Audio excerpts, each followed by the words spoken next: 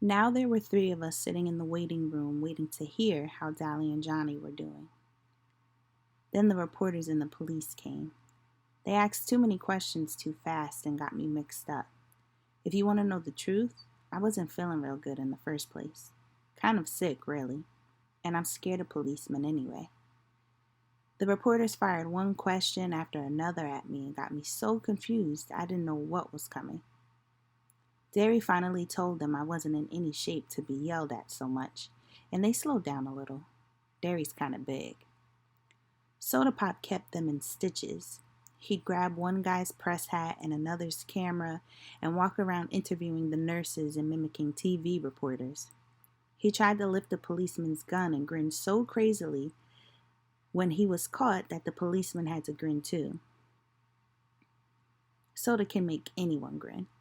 I imagined to get hold of some hair grease and comb my hair back so that it looked a little better before they got any pictures. I'd die if I got my picture in the paper with my hair looking so lousy. Derry and Soda Pop were in the pictures too. Jerry Wood told me that if Soda Pop and Derry hadn't been so good looking, they wouldn't have taken so many. That was public appeal, he said. Soda was really getting a kick out of all of this. I guess he would have enjoyed it more if he hadn't been so serious, but he couldn't resist anything that caused that much excitement. I swear, sometimes he reminds me of a colt. A long-legged Palomino colt that has to get his nose into everything. The reporters stare at him admiringly. I told you he looks like a movie star, and he kind of radiates. Finally, even Soda Pop got tired of the reporter. He gets bored with the same old thing after a time, and stretching out on the long bench, he put his head in Derry's lap and went to sleep. I guess both of them were tired. It was late at night, and I knew they hadn't had much sleep during the week. Even while I was answering questions, I remembered that it had been only a few hours since I was sleeping off a smoke in the corner of the church. Already it was an unreal dream, and yet, at the time, I couldn't have imagined any other world. Finally, the reporters started to leave along with the police. One of them turned and asked, "What would you do right now if you could do anything you wanted?" I looked at him tiredly. "Take a bath." They thought that was pretty funny, but I meant it. I felt lousy. The hospital got real quiet after they left. The only noise was the nurse's soft footsteps and Soda's light breathing. Derry looked down at him and grinned half-heartedly. "He didn't get much sleep this week," he said softly. "He hardly slept at all." Soda said drowsily. "You didn't either." The nurses wouldn't tell us anything about Johnny and Dally, so Derry got hold of the doctor. The doctor told us that he would talk only to the family, but Derry finally got it through the guy's head that we were about as much family as Dally and Johnny had. Dally would be okay after 2 or 3 days in the hospital, he said. One arm was badly burned and would be scarred for the rest of his life, but he would have full use of it in a couple of weeks. Dally'll be okay, I thought. Dallas is always okay. He could take anything. It was Johnny I was worried about. He was in critical condition. His back had been broken when that piece of timber fell on him. He was in severe shock and suffering from third-degree burns. They were doing everything they could to ease the pain, although since his back was broken, he couldn't even feel the burns below his waist. He kept calling for Dallas and Ponyboy. If he lived? Please, no, I thought. Please, not if. The blood was draining from my face, and Derry put an arm across my shoulder and squeezed hard. Even if he lived, he'd be crippled for the rest of his life. "You wanted it straight, and you got it straight," the doctor said. "Now go home and get some rest." I was trembling. A pain was growing in my throat, and I wanted to cry, but greasers don't cry in front of strangers. Some of us never cry at all. Like Dally and Two-Bit and Tim Shepard. They forgot how at an early age. Johnny crippled for life? I'm dreaming, I thought in a panic. I'm dreaming. I wake up at home or in the church and everything will be like it used to be. But I didn't believe myself. Even if Johnny did live, he'd be crippled and never play football or help us out in a rumble again. He'd have to stay in that house he hated, where he wasn't wanted, and things could never be like they used to be. I didn't trust myself to speak. If I said one word, the hard knot in my throat would swell and I'd be crying in spite of myself. I took a deep breath and kept my mouth shut. Soda was awake by then, and although he looked stony-faced, as if he hadn't heard a word the doctor had said, his eyes were bleak and stunned. Serious reality has a hard time coming through to Soda, but when it does, it hits him hard.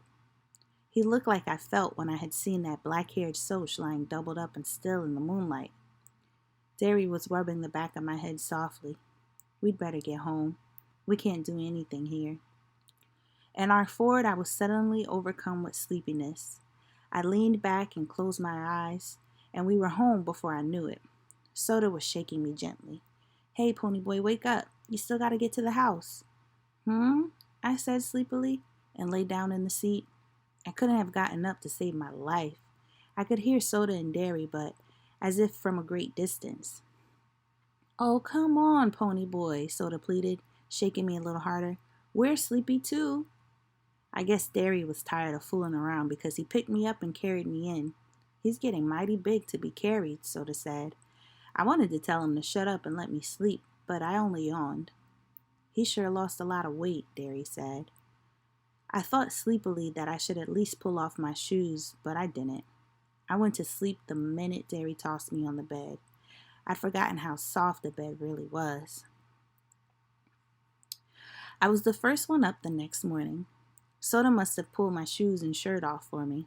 I was still wearing my jeans. He must have been too sleepy to undress himself, though. He lay stretched out beside me, fully clothed. I wiggled out from under his arm and pulled the blanket up over him, then went to take a shower. Asleep he looked a lot younger than going on 17. But I had noticed that Johnny looked younger when he was asleep, too. So I figured everyone did. Maybe people are younger when they are asleep. After my shower, I put on some clean clothes and spent 5 minutes or so hunting for a beard on my face and mourning over my hair. That bum haircut made my ears stick out. Derry was still asleep when I went in the kitchen to fix breakfast. The first one up has to fix breakfast, and the other two to do the dishes. That's the rule around our house. And usually it's Derry who fixes breakfast and me and Soda who are left with the dishes. I hunted through the icebox and found some eggs. We all like our eggs done differently. I like them hard. Derry likes them in bacon and tomato sandwich, and Soda Pop eats his with grape jelly. All three of us like chocolate cake for breakfast. Mom had never allowed it with ham and eggs, but Derry let Soda and me talk him into it. We really didn't have to twist his arm. Derry loves chocolate cake as much as we do. Soda Pop always makes sure there's some in the icebox every night, and if there isn't, he cooks one up real quick. I like Derry's cakes better. Soda Pop always puts too much sugar in the icing. I don't see how he stands jelly and eggs and chocolate cake all at once, but he seems to like it. Derry drinks black coffee, and Soda and I drink chocolate milk. We could have coffee if we wanted, but we like chocolate milk. All three of us are crazy about chocolate stuff. Soda says if they ever make a chocolate cigarette, I'll have it made. "Anybody home?" A familiar voice called through the front screen, and 2-Bit and Steve came in. We always just stick our heads in each other's houses and holler, "Hey," and walk in. Our front door is always unlocked in case one of the boys is hacked off at his parents' and needs a place to lay over and cool off. We never could tell who we'd find stretched out on the sofa in the morning. It was usually Steve, whose father told him about once a week to get out and never come back. It kind of bugs Steve, even if his old man does give him $5 or $6 the next day to make up for it. Or it might be Dally, who lived anywhere he could. Once, we even found Tim Shepard, leader of the Shepherd Gang and far from his own turf, reading the morning paper in the armchair. He merely looked up and said hi, and strolled out without staying for breakfast. 2-Bit's mother warned us about burglars, but Derry, flexing his muscles so that they bulged like oversized baseballs, drawled that he wasn't afraid of any burglars, and that we didn't really have anything worth taking. He'd risk a robbery, he said, if it meant keeping one of the boys from blowing up and robbing a gas station or something. So the door was never locked. "In here," I yelled, forgetting that Derry and Soda were still asleep. "Don't slam the door." They slammed the door, of course, and Two-Bit came running into the kitchen. He caught me by the upper arms and swung me around, ignoring the fact that I had 2 uncooked eggs in my hand. "Hey, Pony Boy," he cried gleefully. "Long time no see." You would have thought it had been 5 years instead of 5 days since I'd seen him last, but I didn't mind. I like Two-Bit. He's a good buddy to have. He spun into Steve, who gave me a playful slap on my bruised back and shoved me across the room. One of the eggs went flying, and it landed on the clock, and I tightened my grip on the other one so that it crushed and ran all over my hand. "Now look what you did," I griped. There went our breakfast. Can't you 2 wait till I set the eggs down before you go shoving me all over the country?" I really was a little mad, because I had just realized how long it had been since I'd eaten anything. The last thing I'd eaten was a hot fudge sundae at the Dairy Queen in Winn-Dixie's. And I was hungry. Two-Bit was walking in a slow circle around me, and I sighed because I knew what was coming. "Man, dig Baldy here." He was staring at my head as he circled me. I wouldn't have believed it. I thought all the wild Indians in Oklahoma had been tamed. "What little squaw's got that tough-looking mop of yours, Pony Boy?" "Aw, lay off," I said. I wasn't feeling too good in the first place, kind of like I was coming down with something. Two-Bit winked at Steve, and Steve said, "Why, he had to get a haircut to get his picture in the paper. They'd never believe a greasy-looking mug could be a hero. How do you like being a hero, Big Shot?" "How do I like what?" "Being a hero, you know." He shoved the morning paper at me impatiently, like a big shot even. I stared at the newspaper. On the front page of the second section was the headline, "Juvenile Delinquents Turned Heroes." "What I like is the turn bit," Two-Bit said, cleaning the egg up off the floor. "Y'all were heroes from the beginning. You just didn't turn all of a sudden." I hardly heard him. I was reading the paper. That whole page was covered with stories about us. The fight, the murder, the church burning, the socials being drunk, everything. My picture was there, with Derry and Soda Pop. The article told how Johnny and I had risked our lives saving those little kids, and there was a comment from one of the parents who said they would all have burned to death if it hadn't been for us. It told the story of our fight with the socials, only they didn't say socials because most grown-ups don't know about the battles that go on between us. They had interviewed Cherry Valance, and she said Bob had been drunk and that the boys had been looking for a fight when they took her home. Bob had told her he'd fix us for picking up his girl. His buddy, Randy Adderson, who had helped lump us, all said it was their fault and that we'd only fought back in self-defense. But they were charging Johnny with manslaughter. Then I discovered that I was supposed to appear at juvenile court for running away, and Johnny was too, if he recovered. Not if, I thought again. Why do you keep saying if? For once, there weren't any charges against Dally, and I knew he'd be mad because the paper made him out a hero for saving Johnny and didn't say much about his police record, which he was kind of proud of. He'd kill those reporters if he got a hold of them. There was another column about just Derry and Soda and me, how Derry worked on 2 jobs at once and made good at both of them, and about his outstanding record at school.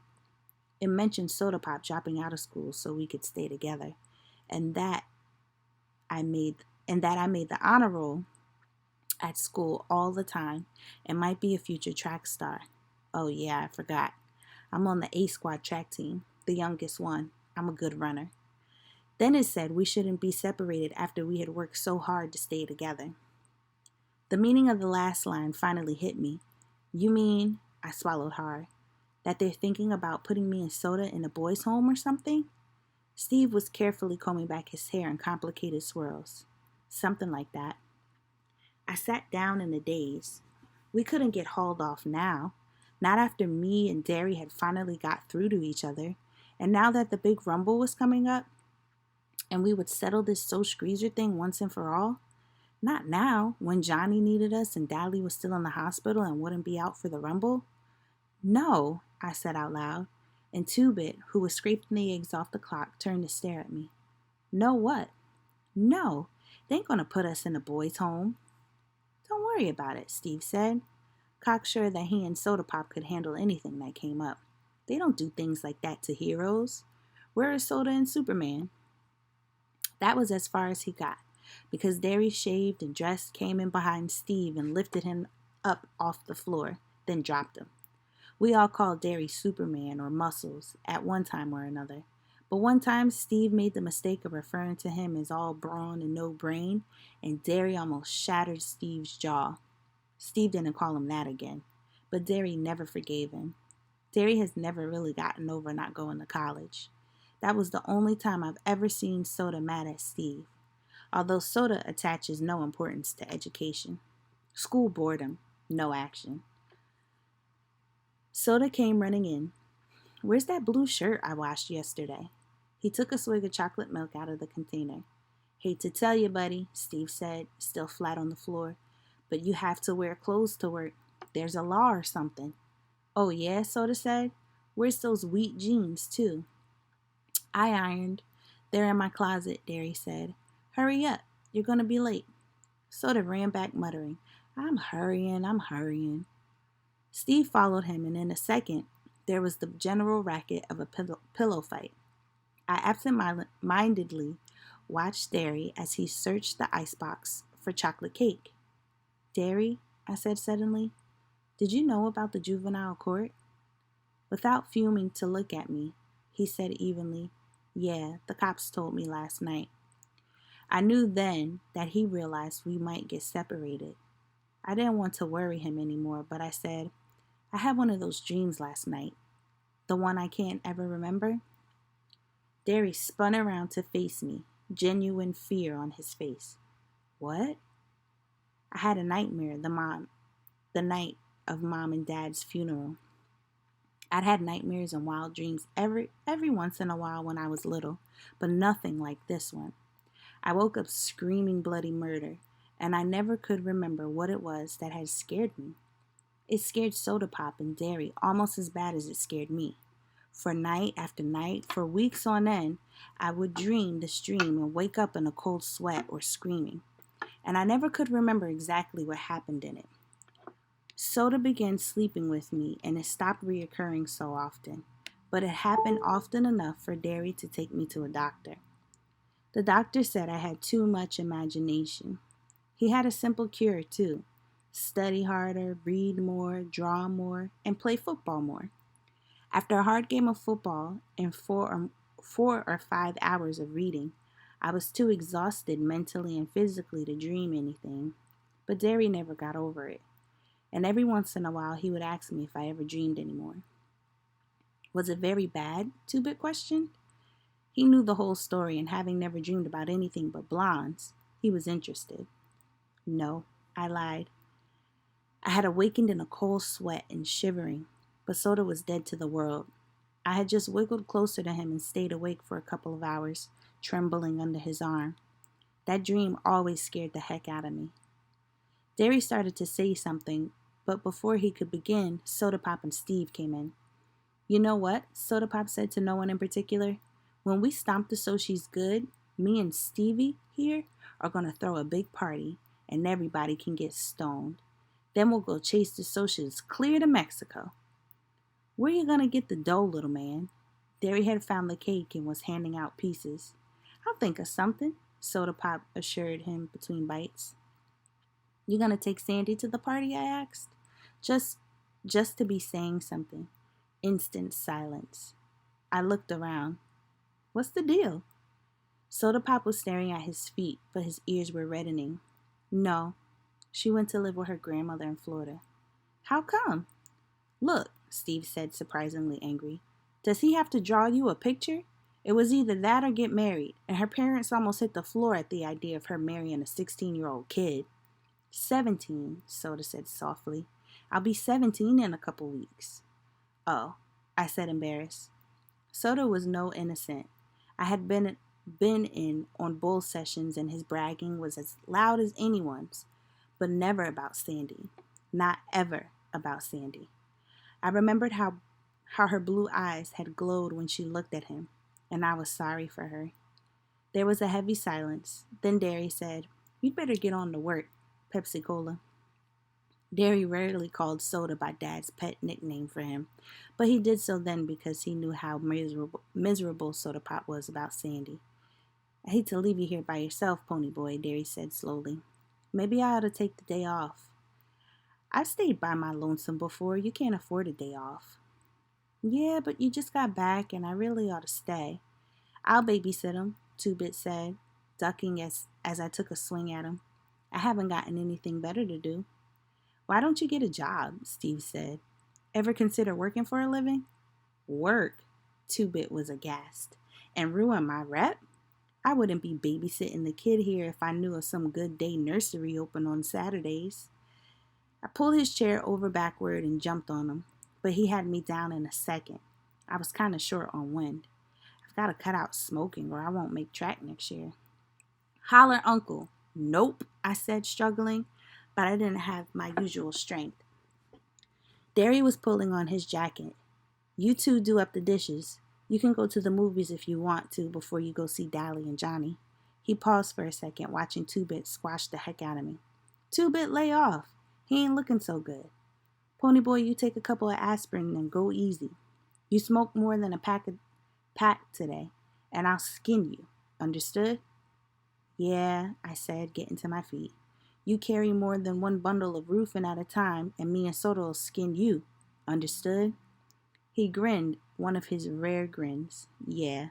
See y'all this afternoon." "Bye," I said. I heard our Fords vroom and thought, "Soda's driving?" And they left. Anyway, I was walking around downtown and started to take this shortcut through an alley.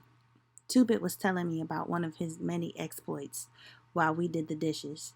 While I did the dishes. He was sitting on the cabinet sharpening that black-handled switchblade he was so proud of. And I ran into 3 guys. I says, "Howdy," and they just look at each other. Then one says, "We would jump you, but since you're as slick as us, we figure you don't have nothing worth taking."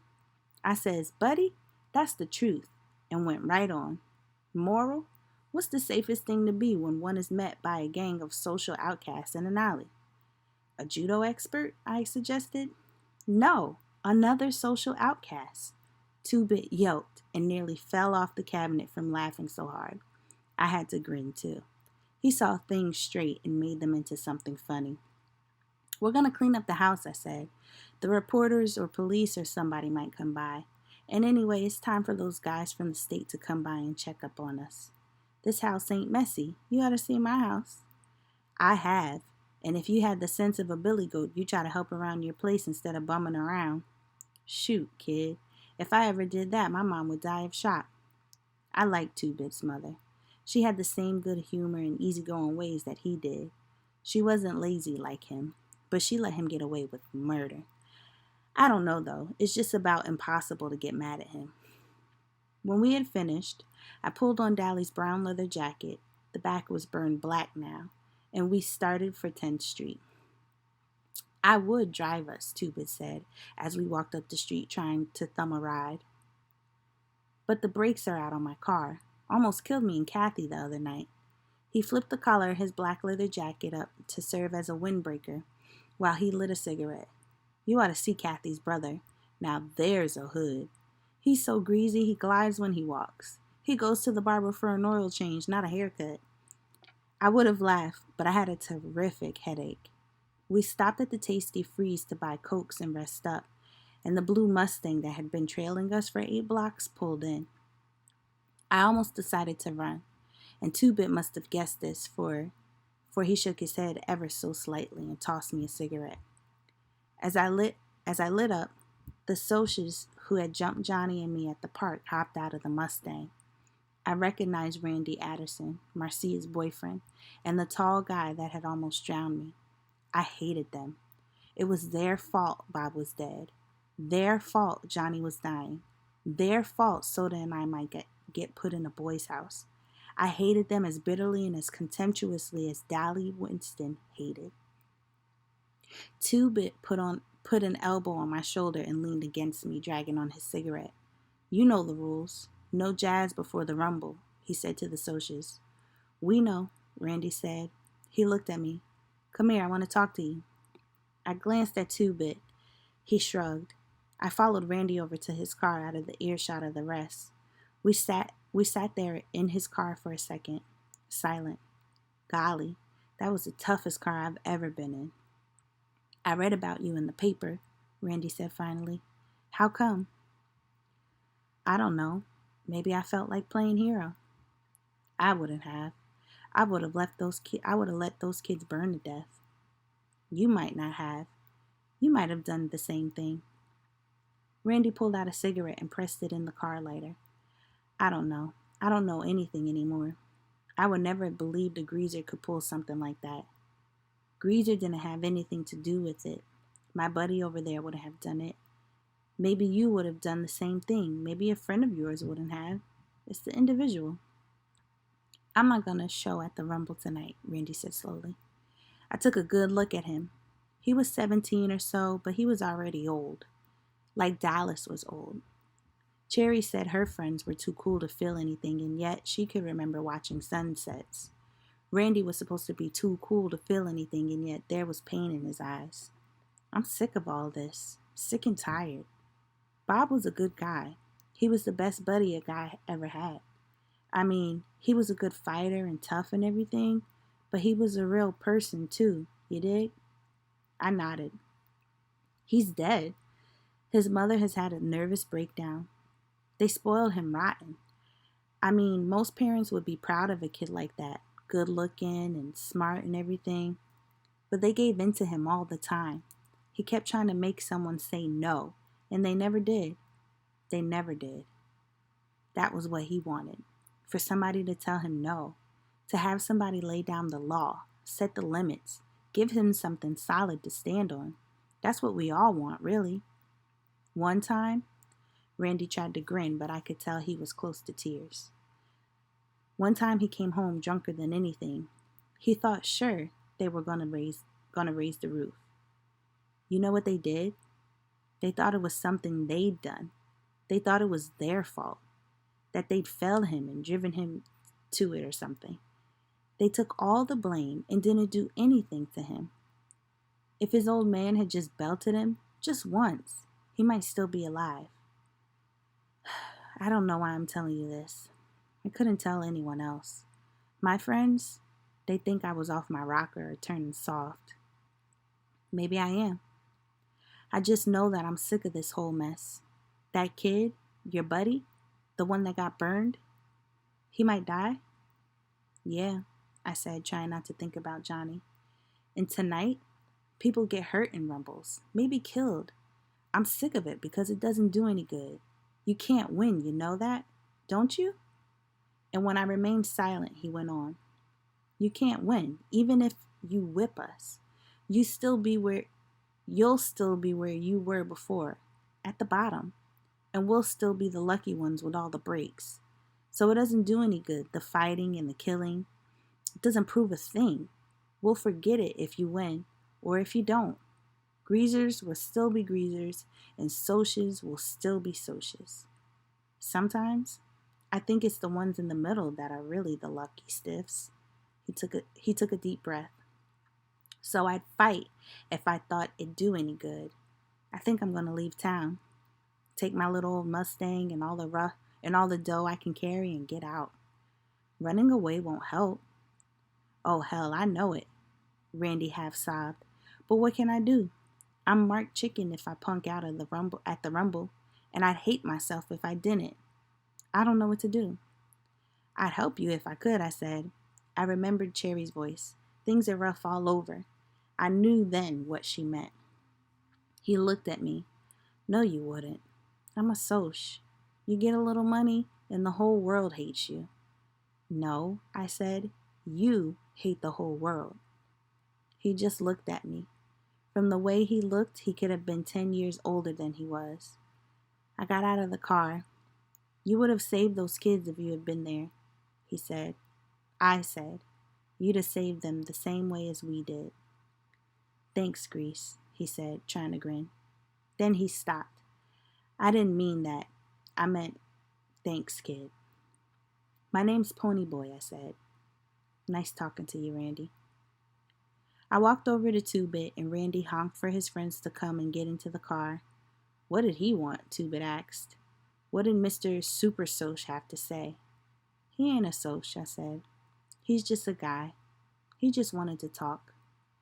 You want to see a movie before we go see Johnny in Dallas? Nope, I said. Lighting up another weed. I still had a headache, but I felt better. Soches were just guys after all. Things were rough all over, but it was better that way. That way, you could tell the other guy was human too.